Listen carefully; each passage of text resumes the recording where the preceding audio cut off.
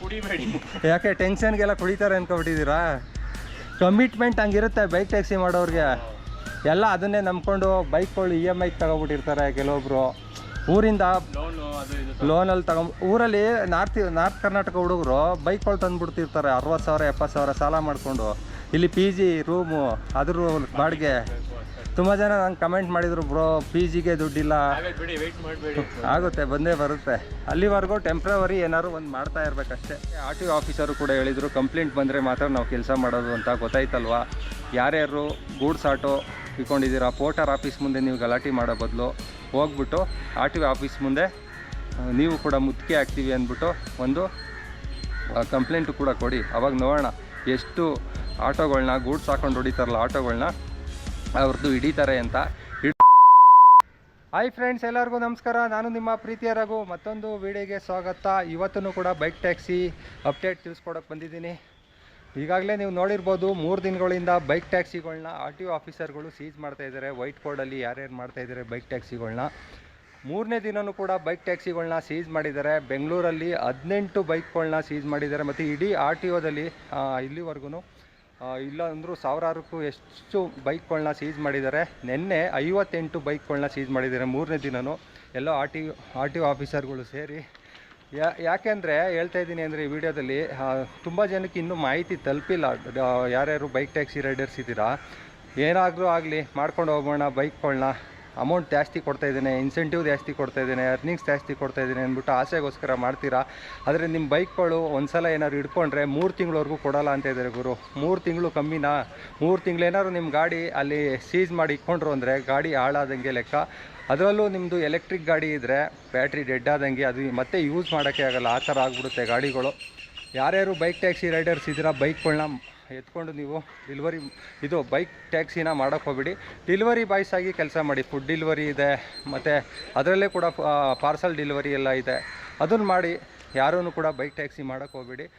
Okay, ನಮ್ಮ ಬಾಯ್ಸ್ಗಳೆಲ್ಲ ಇಲ್ಲಿ already workout ಶುರು ಮಾಡ್ಕೊಂಡಿದ್ದಾರೆ. ನಂದೂ ಕೂಡ ವರ್ಕೌಟ್ ಮುಗೀತು. ಇವತ್ತು ಸ್ಟೆಪ್ಸ್ ವರ್ಕೌಟ್ ಮಾಡ್ತಾಯಿದ್ದಾರೆ ನೋಡಿ ಎಲ್ಲರೂ. ಅವ್ರೂ ಕೂಡ ಎಲ್ಲ ನೆನ್ನೆ ಬೈಕ್ ಟ್ಯಾಕ್ಸಿ ವಿಚಾರವಾಗಿ ತುಂಬ ಮಾತಾಡಿದರು ನೋಡಿ. ನಾವು ಡೈಲಿ ನಮ್ಮದು ವರ್ಕೌಟ್ ಇರುತ್ತೆ. ತುಂಬ ಜನ ಕಮೆಂಟ್ ಮಾಡಿದ್ರಿ, ಎಲ್ಲಿ ಇದು ಲೊಕೇಶನ್ನು ಅಂತ ಎಲ್ಲ, ಲೊಕೇಶನು ಮತ್ತು ಏನೇನು ವರ್ಕೌಟ್ ಮಾಡ್ತೀರಾ ಅಂತ ಎಲ್ಲ. ನನ್ನ ಚಾನಲ್ ನೋಡಿ ಗೊತ್ತಾಗುತ್ತೆ. ಎಲ್ಲ ಬನ್ನಿ ಜನರಿ. ಬೈಕ್ ಮಾಡ್ತಾ ಇದ್ದಾರೆ ಮತ್ತೆ ಎಲ್ಲ ಎತ್ಕೊಂಡು 3 ಸಲ ಅಪ್ಡೇಟ್ ಮಾಡಿದ್ದೀವಿ ನಾವು. ಆದರೂ ಹೋಗ್ತಾ ಇದ್ದಾರೆ. ಹೋಗ್ಬೇಡಿ, ಸುಮ್ಮನೆ ಯಾಕೆ ಸಿಗಾಕೋತೀರಾ? ಅದಕ್ಕೊಂದು ಕಾನೂನು ಬರ್ತೈತೆ.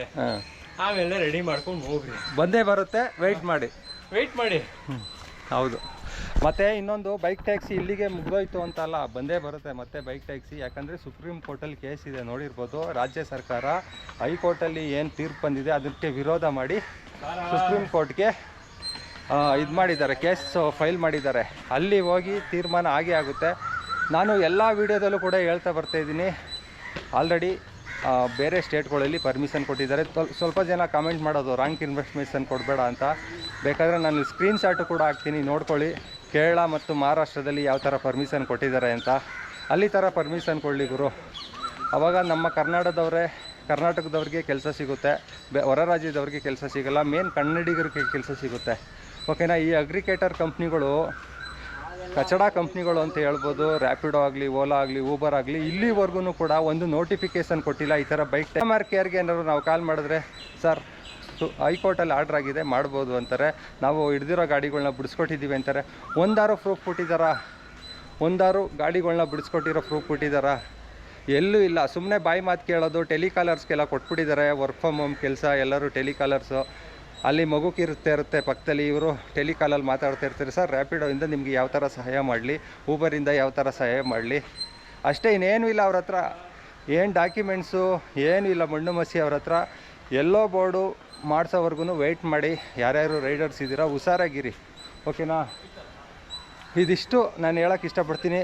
ತುಂಬ ಜನ ಇನ್ನೂ ಕಮೆಂಟ್ ಮಾಡ್ತಾನೆ ಇದ್ದೀರಾ, ನನಗೆ ಪೋರ್ಟರ್ ಮಾಡ್ಬೋದಾ, ಪಾರ್ಸಲ್ ಡೆಲಿವರಿ ಮಾಡ್ಬೋದಾ? ಮಾಡಿ ಬ್ರೋ, ಅದಕ್ಕೆಲ್ಲ ಏನು ತೊಂದರೆ ಇಲ್ಲ, ಅದಕ್ಕೆ ಏನೂ ಪ್ರಾಬ್ಲಮ್ ಇಲ್ಲ. ಓಕೆ. ಏನಿದು ವರ್ಕೌಟು? ಕ್ರೇಜಿ ವರ್ಕೌಟು ಇದು.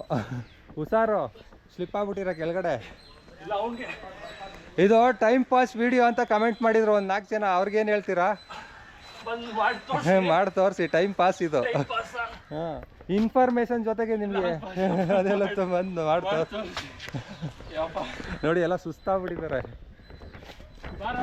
ಒಂದೊಳ್ಳೆ ಇನ್ಫಾರ್ಮೇಷನ್ ಜೊತೆಗೆ ನಾವು ಇದನ್ನು ತೋರಿಸ್ತಾ ಇದ್ದೀವಿ. ಎಕ್ಸಸೈಸ್ ಮಾಡೋದು ಕೂಡ ಸ್ವಲ್ಪ ಇಂಟ್ರೆಸ್ಟ್ ಬರಲಿ ಅಂತ ಎಲ್ಲರಿಗೂ ಕೂಡ.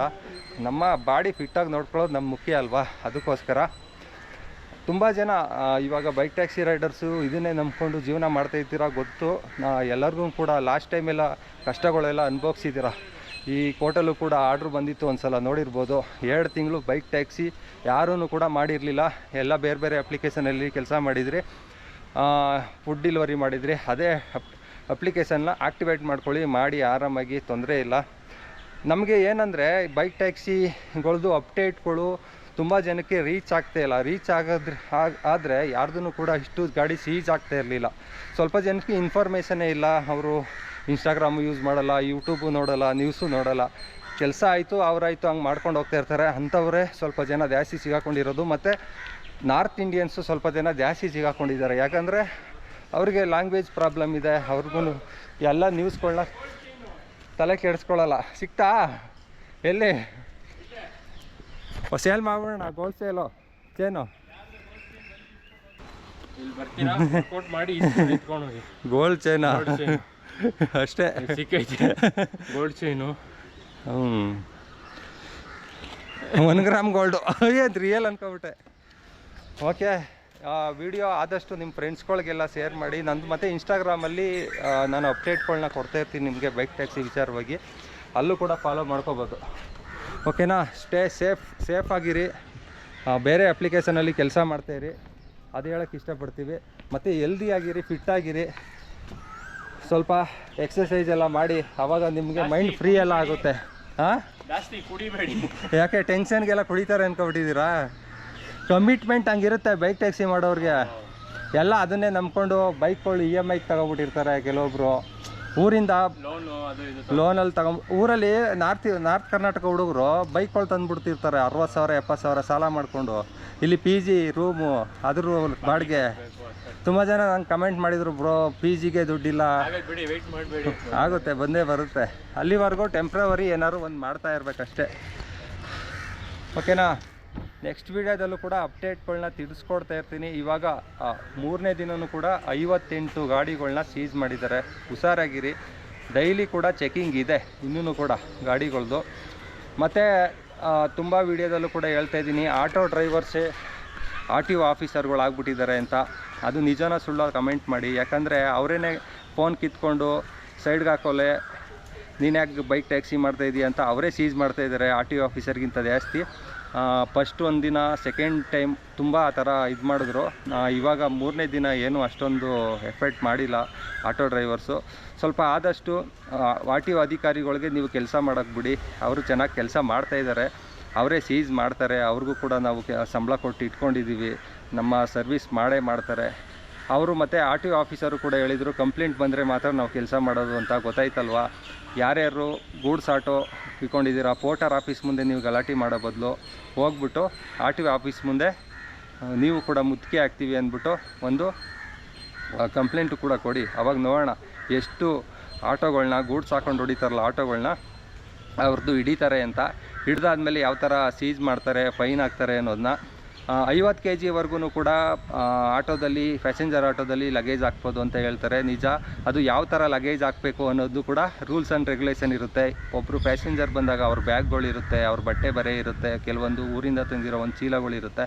ಆ ಥರದ್ದು ಹಾಕೋ ಹೋಗೋಕ್ಕೆ ಪರ್ಮಿಷನ್ ಇರುತ್ತೆ ಹೊರತು ಕಮರ್ಷಿಯಲ್ ಆಗಿ ಬಾಡಿಗೆಗೋಸ್ಕರನೇ ಬರೀ ಪಾರ್ಸಲ್ ಒಂದನ್ನೇ ಇಟ್ಕೊಂಡು ಡೆಲಿವರಿ ಕೊಡೋದು ತಪ್ಪಾಗಿರುತ್ತೆ. ಓನ್ಲಿ ಪ್ಯಾಸೆಂಜರ್ ಮಾತ್ರ ಇಟ್ಕೊಂಡು ಹೊಡಿಬೇಕಾಗಿರುತ್ತೆ. ನಮ್ಮ RTO ಅಧಿಕಾರಿಗಳು ಕೂಡ ನ್ಯೂಸಲ್ಲೂ ಕೂಡ ಹೇಳ್ತಿದ್ರು, ಸೆಕ್ಷನ್ 53 1988 ಮೋಟಾರ್ ಕಾಯ್ದೆ ಪ್ರಕಾರ ಬೈಕ್ ಟ್ಯಾಕ್ಸಿಗಳನ್ನ ಮಾಡುವಂಗಿಲ್ಲ. ಸೆಕ್ಷನ್ 53 ಪ್ರಕಾರ ನಾವು ಬೈಕ್ ಟ್ಯಾಕ್ಸಿ ಯಾರು ಮಾಡ್ತಾಯಿದ್ದಾರೆ ಅವ್ರ ಪರ್ಸ್ನಲ್ ಯೂಸ್ ಮಾಡ್ತಾಯಿರೋ ಗಾಡಿನ ಕಮರ್ಷಿಯಲಾಗಿ ಯೂಸ್ ಮಾಡ್ತಾಯಿದ್ದಾರೆ ಅಂತ ನಾವು ಫೈನ್ ಹಾಕ್ತೀವಿ. ಅದೆಲ್ಲ ಹೇಳ್ತಾಯಿದ್ರಿ. ಅದೇ ಥರ ನೀವು ಯಾವ ಸೆಕ್ಷನ್ಸ್ ಇದೆ ಅಂದ್ಬಿಟ್ಟು ಯಾರು ಪ್ಯಾಸೆಂಜರ್ ಆಟೋದಲ್ಲಿ ಪಾರ್ಸಲ್ಲು ಡೆಲಿವರಿಗಳು ಮಾಡ್ತಾಯಿದ್ದಾರೆ ಅದು ನಿಮಗೆ ಇದು ಬಂದಿಲ್ವ? ಯಾವುದೂ ಕೂಡ ಕಾಣಿಸ್ತಾ ಇಲ್ವ ನಿಮಗೆ?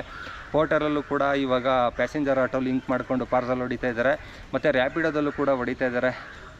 ಇದ್ರ ಬಗ್ಗೆ ನಿಮಗೆ ಯಾರೂ ಕಂಪ್ಲೇಂಟ್ ಕೊಟ್ಟಿಲ್ಲ ಅನಿಸುತ್ತೆ. ಕಂಪ್ಲೇಂಟ್ ಕೊಟ್ಟೇ ಕೊಡ್ತಾರೆ. ನಮ್ಮ ಕಮರ್ಷಿಯಲ್ ವೆಹಿಕಲ್ಸು ಅಥವಾ ಗೂಡ್ಸ್ ವೆಹಿಕಲ್ ಅವರು ಯಾರಿದ್ದಾರೆ ಅವರು ಕಂಪ್ಲೇಂಟ್ ಕೊಟ್ಟೇ ಕೊಡ್ತಾರೆ. ಕೊಟ್ಟಾಗ ನೀವು ಯಾವ ಥರ ಸೀಜ್ ಮಾಡ್ತೀರಾ ಅನ್ನೋದನ್ನ ಮುಂದಿನ ದಿನಗಳಲ್ಲಿ ನೋಡೋಣ. ಯಾಕಂದರೆ ಎಲ್ಲ ಆಟೋದವರು ಇದೇ ಥರ ಮಾಡ್ತಾಯಿದ್ದೀರಾ ಅಂತ ಹೇಳ್ತಾ ಇಲ್ಲ ನಾನು. ಕೆಲವೊಬ್ಬರು ಮಾಡ್ತಾಯಿದ್ದಾರೆ, ಕೆಲವೊಬ್ಬರು ಅನ್ನೆಸೆಸರಿ ಬಿಹೇವ್ ಮಾಡ್ತಾಯಿದ್ದಾರೆ. ಏನೋ ನಾವೇ ಎಲ್ಲ, ನಮ್ಮದೇ ಎಲ್ಲ, ಬಿಟ್ಟರೆ ಬೇರೆ ಯಾರೂ ಇಲ್ಲ ಅನ್ನೋ ಥರ ನಮ್ಮ ಹೊಟ್ಟೆ ಮೇಲೆ ನೀವು ಹೊಡಿತಾ ಇದ್ದೀರಾ, ನಿಮ್ಮ ಹೊಟ್ಟೆ ಮೇಲೆ ನಾವು ಹೊಡಿತಾ ಇದ್ದೀವಿ ಅಂತ ನೀವು ಒಬ್ಬೊಬ್ಬರು ಬ್ಲೇಮ್ ಮಾಡೋದೇ ಆಗಿದೆ. ಆದಷ್ಟು ಆ ಕೆಲಸ ಬಿಟ್ಟು ನೀವು ನಿಮ್ಮ ಕೆಲಸ ನೀವು ಮಾಡ್ಕೊಳ್ಳಿ. ಸೀಜ್ ಮಾಡೋ ಕೆಲಸ ಯಾರಿದ್ದಾರೆ RTO ಆಫೀಸರ್ ಅವ್ರು ಮಾಡ್ತಾರೆ ಅಂತ ಹೇಳಿ ಇಷ್ಟಪಡ್ತೀನಿ. ಓಕೆನಾ? ಅವ್ರ ಕೆಲಸ ಅವ್ರಿಗೆ ಮಾಡೋಕ್ಕೆ ಬಿಡಿ. ಇವಾಗ ಸೀಜ್ ಮಾಡಿರೋ ಗಾಡಿಗಳಿಗೆ ವಾರ್ನಿಂಗ್ ಕೊಟ್ಟಿದ್ದಾರಲ್ವ, 3 ತಿಂಗಳವರೆಗೂ ನಿಮ್ಮ ಗಾಡಿ ರಿಲೀಸ್ ಮಾಡಲ್ಲ, 10,000ರಿಂದ 20,000ವರೆಗೂ ಫೈನ್ ಹಾಕ್ತೀವಿ ಅಂತ. ಅದು ನೋಡೋಣ ಮುಂದಿನ ದಿನಗಳಲ್ಲಿ ಯಾವ ಥರ ಫೈನ್ ಹಾಕ್ತಾರೆ ಅಂತ. ಫೈನ್ ಹಾಕಿದ್ಮೇಲೆ ಆಮೇಲೆ ರ್ಯಾಪಿಡೋದವ್ರು ಏನು ಬಿಡಿಸ್ಕೊಡ್ತಾರ, ಊಬರ್ ಅವ್ರು ಬಂದು ಬಿಡಿಸ್ಕೊಡ್ತಾರ, ಅದೇ ಪ್ರಶ್ನೆ ಇವಾಗ ಎಲ್ಲರೂ ಕೇಳ್ತಾ ಇರೋದು. ಅವರು ಯಾವಾಗ ಬಂದು ಬಿಡಿಸ್ಕೊಡ್ತಾರೆ ಅಂತ. ಕಂಪ್ನಿಯವರು ಇದುವರೆಗೂ ಒಂದು ನೋಟಿಫಿಕೇಷನ್ ಕೊಟ್ಟಿಲ್ಲ. ನಾನು ಮೊದಲೇ ಹೇಳ್ತಾ ಇದ್ದೀನಲ್ಲ, ಇದುವರೆಗೂ ಒಂದು ನೋಟಿಫಿಕೇಷನ್ನು ಬಂದಿಲ್ಲ, ನಾವು ಬಿಡಿಸ್ಕೊಡ್ತೀವಿ ಗಾಡಿ ಅಂತ. ಬರೀ ಬಾಯಿ ಮಾತಲ್ಲಿ ಕಸ್ಟಮರ್ ಕೇರ್ಗೆ ಕಾಲ್ ಮಾಡಿದಾಗ ಮಾತ್ರ ಹೇಳೋದು. ಅದು ಬಿಟ್ಟರೆ ಬೇರೆ ಏನು ಹೇಳ್ತಾ ಇಲ್ಲ. ಯಾರ ಗಾಡಿನೂ ಕೂಡ ಇನ್ನೂ ಬಿಡಿಸ್ಕೊಟ್ಟಿಲ್ಲ ಅವರು. ಓಕೆನಾ? ಮತ್ತು ಬೈಕ್ ಟ್ಯಾಕ್ಸಿ ಅಸೋಸಿಯೇಷನ್ಗಳು ತುಂಬ ಇದ್ದಾವೆ. ಅವ್ರೂ ಕೂಡ ಯಾವುದೇ ಥರ ವೀಡಿಯೋನೂ ಮಾಡಾಕಿಲ್ಲ. ಯಾವುದೋ ಗಲಾಟೆ ಆಗಿರೋ ಒಂದು 2 ವೀಡಿಯೋ ಬಿಟ್ಟರೆ ಬೇರೆ ಯಾವ ವೀಡಿಯೋನೂ ಕೂಡ ಹಾಕಿಲ್ಲ. ಅವ್ರೂ ಕೂಡ ರಿಪ್ಲೈ ಬಂದಿಲ್ಲ ಅವ್ರ ಕಡೆ. ಅವ್ರು ಯಾವ ಥರ ಬೈಕ್ ಟ್ಯಾಕ್ಸಿ ರೈಡರ್ಸ್ಗೆ ಸಪೋರ್ಟ್ ಮಾಡ್ತಾರೆ ಅನ್ನೋದನ್ನ ಮುಂದಿನ ದಿನಗಳಲ್ಲಿ ನೋಡೋಣ. Rapido company, Uber company, Ola ಕಂಪ್ನಿಯವರು ಇದನ್ನು ಯಾವ ಥರ ಕ್ಲಿಯರ್ ಮಾಡ್ತಾರೆ. 3 ದಿವಸ ಆಯ್ತಾ ಬಂತು, ಇವತ್ತು 4ನೇ ದಿನ. ಇವತ್ತು ಎಷ್ಟು ಗಾಡಿ ಸೀಜ್ ಆಗ್ತವೆ ಗೊತ್ತಿಲ್ಲ. ನೋಡೋಣ ಎಷ್ಟು ಗಾಡಿ ರಿಲೀಸ್ ಮಾಡಿಸ್ಕೊಡ್ತಾರೆ ಅಂತ. ಓಕೆ, ನೆಕ್ಸ್ಟ್ ವೀಡಿಯೋದಲ್ಲೂ ಕೂಡ ನಾನು ತಿಳಿಸ್ಕೊಡ್ತೀನಿ ಬೈಕ್ ಟ್ಯಾಕ್ಸಿ ಅಪ್ಡೇಟ್. ಅದುವರೆಗೂ ನನ್ನ ಯೂಟ್ಯೂಬ್ ಚಾನಲ್ ಯಾರ್ಯಾರು ಸಬ್ಸ್ಕ್ರೈಬ್ ಮಾಡಿಲ್ಲ ಅಂದರೆ ಸಬ್ಸ್ಕ್ರೈಬ್ ಮಾಡ್ಕೊಳ್ಳಿ. ಆದಷ್ಟು